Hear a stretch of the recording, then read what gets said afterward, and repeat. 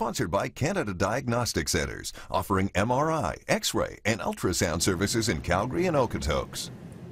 Only 1 to 5% of people who have suffered a severe brain injury will go back to their previous occupation. For Brain Injury Awareness Month, our health specialist Leah Sarich now with one survivor story and why there continues to be a push for prevention. Yes, prevention really is the key. So according to the Brain Care Centre, there are about 5,000 head injuries in Alberta every year, but the majority of these, of course, can be prevented. So I want to introduce you to a woman. Her name is Denise Palchier, and she suffered a traumatic brain injury in August of 2001. She went on what was supposed to be a fun girls' vacation to BC, but it was a holiday that would change her life forever. I was a passenger on an ATV, and I was not wearing a helmet, and alcohol was involved, and I was thrown from the ATV, landing on my head on a paved road. And so with that, I was transferred by STARS ambulance to the Foothills Hospital, where I spent 2 months in the hospital. And it was a frightening time because my family was told upon admission that when they did their initial assessment, I had less than a 5% chance of living an independent life should I survive. So I feel very blessed to be here today. No kidding. Wow. Denise had to relearn how to walk, to talk, to read. She had to work very hard to regain her independence. She had to say goodbye to her former self and really mourn that loss.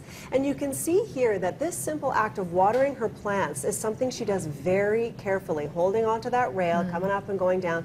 Because yes, it is 14 years later, but Denise still struggles with balance issues, with cognitive deficits. So even though she's arguably recovered from her brain injury, she will now live with these chronic issues likely for the rest of her life. Wow. So this is a lifelong change. So I interviewed one of Denise's doctors, Dr. Chip Doig, and he says Denise's case is far too common. He says that there are a minimum of 100 severe traumatic brain injuries in Calgary every year. In Calgary? Every year, just here in Calgary. Wow.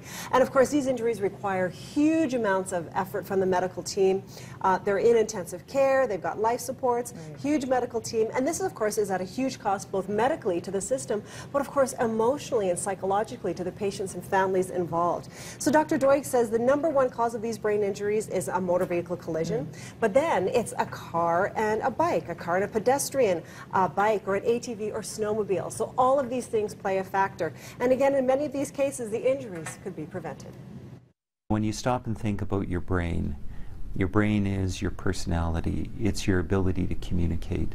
It's your memory. It's your opportunity to know people, love people, hopefully not hate people, but the development of relationships, what that means to us in a social context.